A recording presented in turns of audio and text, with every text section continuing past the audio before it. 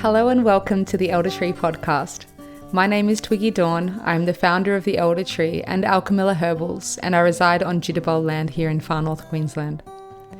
You are listening to the Herbal Education segment, where each new moon I invite a myriad of plant wisdom keepers to chat about the world of herbal education, about their passions and motivations, and their dreams for the future of herbal medicine education in Australia. This podcast is brought to you by the Elder Tree, a non-for-profit organisation whose mission is putting the medicine in the hands of the people. One of the ways that we are doing this is through this podcast. If you would like to go deeper with the podcast journey while supporting the Elder Tree for as little as $2 per week, then you can become a member of our Patreon. Thanks to all of the people and plants who have helped to make this podcast possible.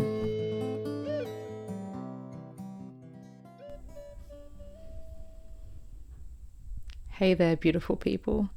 I decided to record an episode to fill you all in on how the recent herb farm tour went.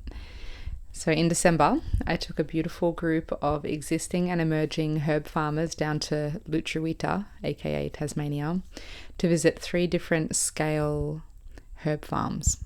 It was such an incredible adventure that I'm still integrating and digesting. We visited a small, medium and large scale herb farm on the tour, and just having the honour of being welcomed into Gould's farm, Hop Valley farm and Marleen Herbs was incredible. My intention was and is to see more potent organic herb production happening in Australia. This is such an important thing actually to be putting our energy into, considering that over 90% of the herbs in commercial circulation are grown overseas. Yeah, it's estimated that over 90% of what you see at retail outlets, most retail outlets, and in herbal preparations and on the shelves of herbal naturopathic dispensaries is all imported. Not all, over 90%. Anne Armbrecht, in her book, The Business of Botanicals, she states that herbs can change hands as many as 10 to 15 times on their journey from the original source, the farmer or wildcrafter, to the final product on the store shelf. Even with strict regulations in Australia, the herbs that we import are often adulterated, fumigated, irradiated, misidentified, and stored in poor conditions, resulting in poor quality. Often the growers, foragers, manufacturers, and companies don't even like their job, let alone care about the consumer of the herb. So imagine what energy is being transferred into the herbal preparations that we buy. This book was actually the catalyst for choosing to do this herb farm tour. I had previously visited all of these wonderful farmers in Lutruwita before and did have the thought back then, but it was after reading Anne Armbrecht's book that I really got fired up and motivated to make a change. There is clearly a major supply issue in Australia, and I wanted to do my bit in securing the future availability of potent, vital, clean, lovingly grown and crafted herbal medicines. I chose these particular 3 farms because they all have a closed loop system, well, for many reasons, one of which being that they all have a closed loop system in that they grow and manufacture on site. It can be very difficult to make a profitable income from growing herbs for just dried herb sale, whether you do bulk or retail.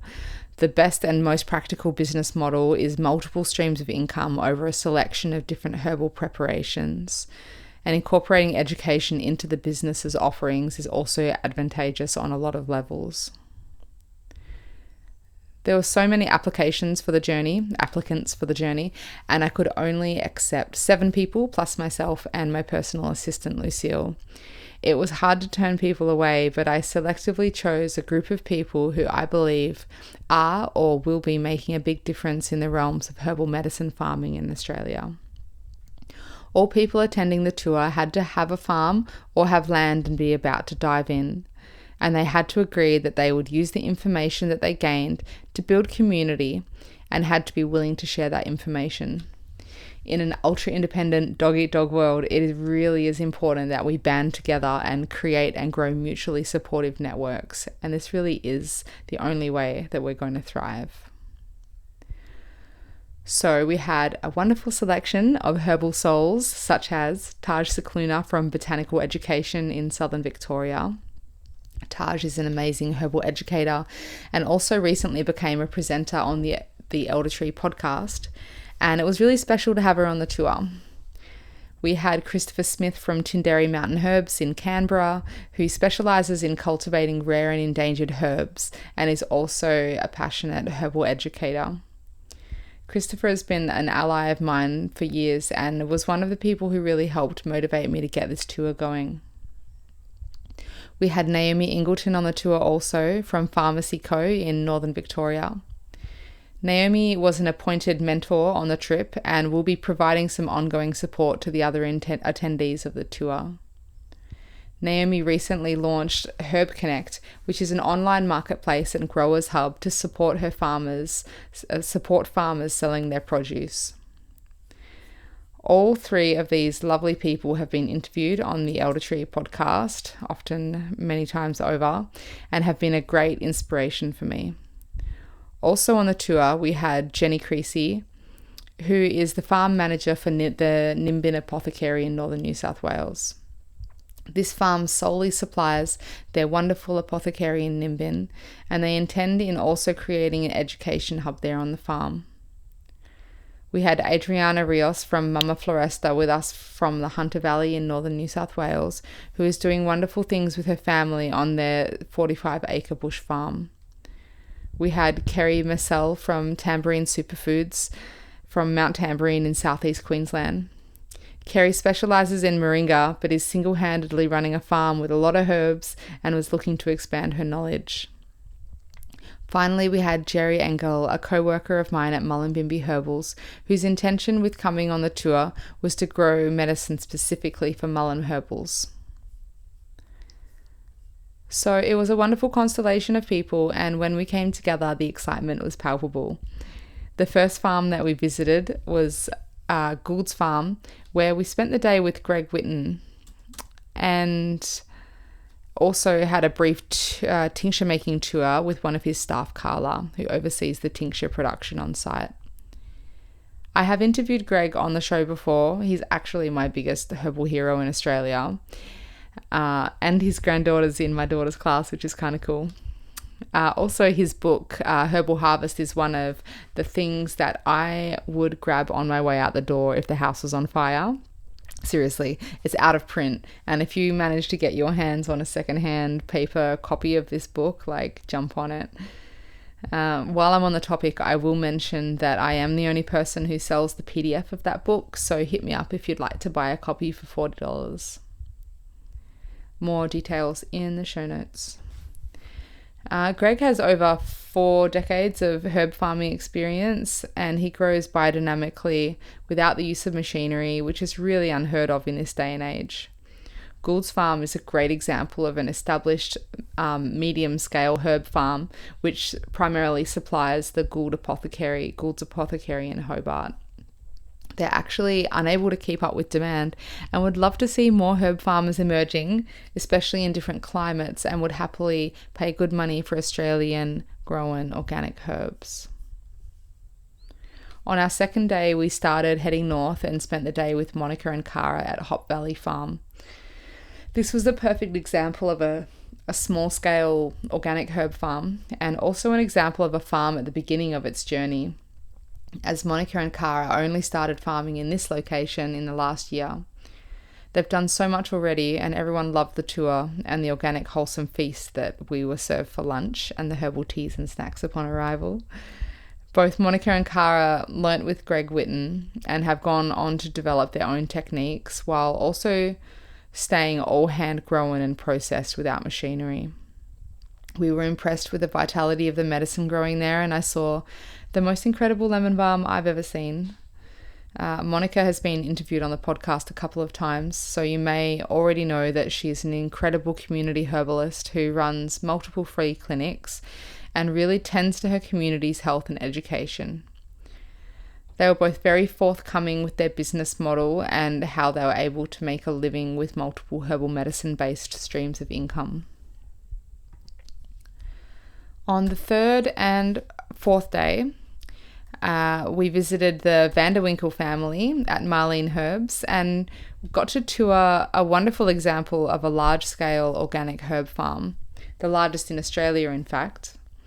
Marleen Herbs supplies fresh plant tinctures to PPC Herbs and is also a supplier of gemmos, which, if you haven't heard of them before, they're a bit quite popular in Germany and around Europe, and Australia is a little slow to the party, but it is a traditional, beautiful kind of fresh plant tincture that uses just the fresh young shoots and buds of powerful trees. I found the Sequoia Gemmo particularly potent, but really we loved all of them. We were shown around by Ronald, Marleen, and Emma Vanderwinkle in a perfect display of Dutch hospitality. They have an incredible amount of knowledge and experience, and Ronald does use an array of different farm machinery, including a solar-powered tractor. Many of his tools and machinery have been reinvented and by himself, and both Ronald and Greg have brilliant inventor minds for this kind of thing. One of my favourite moments among many was having Ronald give me a cutting of the passion flower vine, of which the original propagation material he had obtained from Ken Atherton at Pindari Farm, which somehow felt full circle for me. It really was such an honour to be welcomed into the homes and the farms of these inspiring, powerful, heart-centred and humble farmers, to be in the energy of their down-to-earth, soul-to-the-land lifestyles. All of them were so forthcoming and would love to see more herb farmers emerging around Australia. I intend on running this herb farm tour again in the second week of December this year, so do get in touch if you'd like to join us. There is an expression of interest form in the show notes, so fill that out if you like, and I will get back to you once we've confirmed the dates. I'd like to run one in Victoria this year also, possibly late spring. In subsequent years, I'm entertaining the notion of running international herb farm tours so that we can bring in some new knowledge into Australia. In particular, I would love to run some in tropical and subtropical locations to support the Australian growers who are working within that climate. Naomi Ingleton and I are working on forming an Australian herb growers network so that growers can support one another because, as we should all know by now, and as the famous saying goes, united we stand and divided we fall. So reach out if you'd like to be included in that conversation, or if you have something to contribute. And on that note, I would love to hear about more herb farms in Australia that I might not be aware of, and any good, particularly tropical and subtropical herb farms overseas. And yeah, we would also really love to secure some funding to make these tours frequent and accessible. The Elder Tree did fairly recently get charity status. Woohoo! And the crowd goes wild. There's quite an extensive process. So yeah, we are, we can also receive deductible, tax deductible donations. So yeah, if you know of any funding opportunities in Australia, or if you want to make a donation towards helping us to make these tours more frequent and accessible, then we would love to hear from you. I'm very collaborative, so reach out if you have any creative ideas surrounding all of this. And all right, everyone, thanks for listening and have a great day.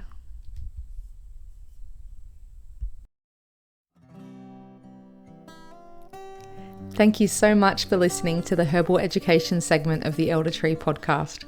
Stay tuned every new moon as I interview more wise and inspiring herbal educators and herbal lore keepers from around Australia. If you would like to go deeper with the podcast journey, you can become a member of the Elder Tree Trove on Patreon. Contribute as little as $2 per week to access free content from our interviewees and also access discount codes and opportunities which are exclusive to our members. You can find us on Patreon by going to www.patreon.com/The Elder Tree.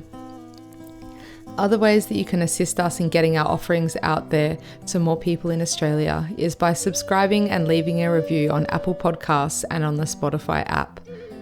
Also, liking, commenting on, and sharing our social media posts actually has a really positive impact and helps us to reach further with the message from all of the amazing herbal lore keepers that we interview on this podcast.